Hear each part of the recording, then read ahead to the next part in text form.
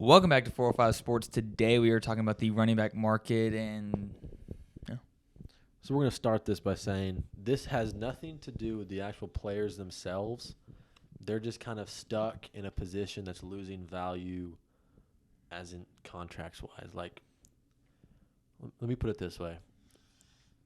The gap between a good running back and a great running back, production-wise, isn't – like, you're not going to see a whole lot of win difference between an S tier and a C tier running back. Whereas, like, a quarterback, a receiver – or a defense, you're going to see a big gap between the great ones and the all right ones. A good way that I looked at it, and I know you looked at it the same way, is like if you go back and look at leading, like who's won the last Super Bowls and how many rushing yards they've had and who's been their running backs, it hasn't been A tier, S tier running backs winning Super Bowls. not really, no. Which I guess you could argue was LeGarrette Blount. I don't know. He had a good prime. That's Yeah, what he did. But like, you look back and the last one I saw that like most people will consider as an above average running back is Marshawn Lynch in 2012. That's the last time like a true like superstar running back won a Super Bowl. And so like Saquon is wanting a lot of money right now. Tony Pollard and Josh Jacobs, all three of them are they all three holding out? No, just Saquon. Just Saquon? Maybe Josh. But I know they're having issues with their contract. And this isn't to say, like earlier, they're all really good players. The market that they're in for their position just doesn't add up to a winning football team. And from the fan perspective, you sit there and you're like, dude, this dude is so valuable to our team. Let's keep him. But it's really, if you replaced him, you could get similar production. The Cowboys did it with Zeke. We signed him to a big contract. We drafted Tony Pollard, and he's freaking better than Zeke. So we figured that out the hard way. But now we know, and now we're hesitant to pay Tony Pollard. So that's what we're talking about. In a good way, I look at it is I already said this, but like if you look right now, like you talk about the best teams in the league, it's obviously the Chiefs and the Eagles. The Chiefs' lead running back's a 7th round pick from last year. And just think about it. Every year that they've gone to like the Super Bowl or close to it, it's a different running back. And they've never had a good running back. Yeah, like Damian Williams from OU. He could have. Yeah. Did he win the freaking MVP, the Super Bowl MVP?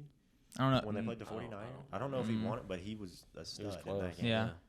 Yeah, and I mean they drafted Clyde Edwards-Helaire in the first round trying to get you don't draft running backs in the first round, and the Super Bowl champs did. So you can that speaks value to them. And like if you look at the Eagles, they've won their rings with LeGarrette Blount and Jay Ajayi a couple of years ago, and this year when they were in the Super Bowl, it was Miles Sanders and Boston Scott. Like it's not.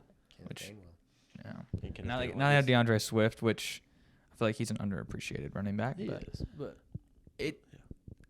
Back to the Chiefs, I was like, they drafted Clyde, and he was their RB 3 or 4. Yeah, last year. He was terrible. And he missed the year before that, and it's just just get a workhorse.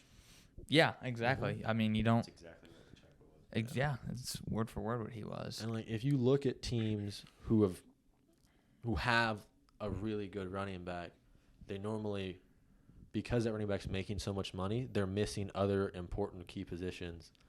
Like Titans with Derrick Henry. Titans, they've always had holes everywhere. I mean, the Panthers are terrible, so you can't really blame them when they had McCaffrey. Granted, McCaffrey now, I don't know how they have that much money, but they'll have to get rid of Ayuk. But I'm gonna say this: I would rather take a top tier tight end in these days than I would a top tier running back. Yeah, I'd rather have above average receiving threats, which is tight end, receiver, and have an average running back. I mean, even just look at the last Super Bowls. You take Kelsey, Goddard obviously won it in the Eagles' first one. Rob Gronkowski. I mean, those are some dogs. And I mean, Tyler Higbee, obviously he didn't get to play much, but he got him there. He was a big reason for winning that Super Bowl. And you can't hold this against a running back, but there's a lot more to do with the run game than just who your running back is. It has a lot more to do with blocking schemes and linemen and stuff that running backs can't control. And so, like, you've seen it with the 49ers. previous to McCaffrey, you can throw anyone you want back there, and they're gonna run for 150 yards a game because you have Trent Williams, you have George Kittle up there throwing linebackers around for you. Yeah. So Yeah. it's a hard position to ask for a lot of money because from an organization standpoint, it's not a position you really want, or not that you don't want. You don't need that like superstar player. I mean, there's also nothing wrong with building your whole offense around the run game, but to spend all of your money on the run game it's just not smart. Yeah. Because if you get shut down, then what's next? I saw Julian Edelman talking about that in their Super Bowl when he threw the touchdown pass. He was like, we couldn't run at all. We could not run the ball. Oh. And I think as a Cowboys fan, you can also say that Zeke just had literally like one of the best offensive lines that Travis Frederick was an all-pro, Tyron Smith, Zach Martin. I mean, those guys are all all-pro guys and Pro Bowlers every year. And so I think a lot of times that these top-tier running backs, sometimes, obviously not every running back is behind an offensive line that's that great, but a lot of times, it goes back to the line. And like you said, if you're paying your running back $20 million, guess what? You're not going to have a lot of money to spend on your offensive line and the tight end. And we saw that the last 2 years. The dudes up front got hurt. Zeke was not as effective because he's not a dude that gets the hole super quick. He needs him to develop. Tony's a dude that 100 miles an hour as soon as he gets the ball. Bingo. Yeah. Doesn't need the hole. He's already through the line. Josh Jacobs was the rushing leader this year, and at the same time, would they win 6 games? Yeah, they were terrible. Yeah. They're terrible. Yeah, they're terrible. Yeah, and I mean they had some bad. One of their wins was because Jacoby Myers, now a Raider, threw it to Chandler Jones, who ran over Mac Jones just to score a touchdown. So really, they could be at 5 wins.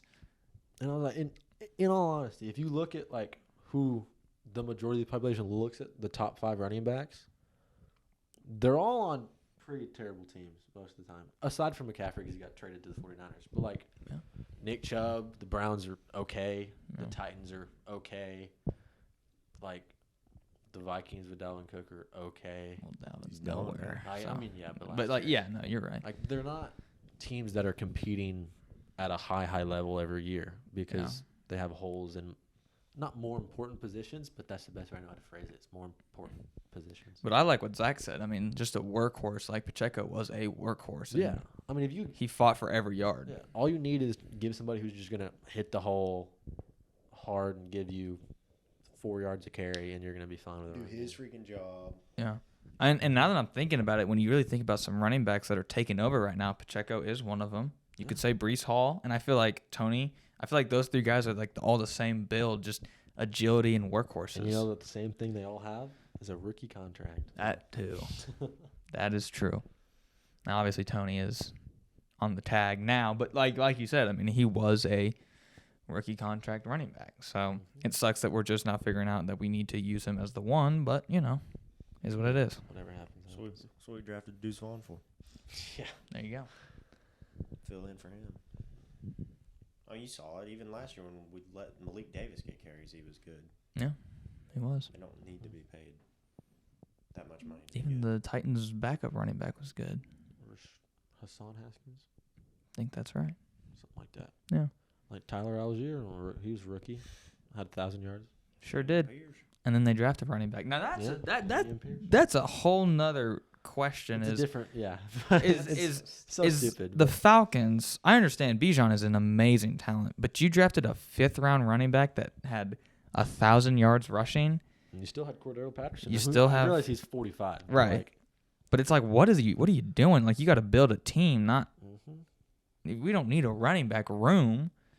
You could have taken Jalen Carter. You could have taken all kinds of cornerstones and other positions. But, I mean, I don't know. Well, I mean, in my opinion, just trade Algier now. Yep, Hammer trade Cordero to someone who's a kick returner away. I guess. Sure.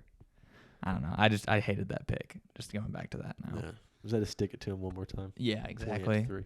Thank you guys for watching the video. Don't forget to like and subscribe. And comment down below what you guys think about the running back position and where it's going in this future. Thank you for watching.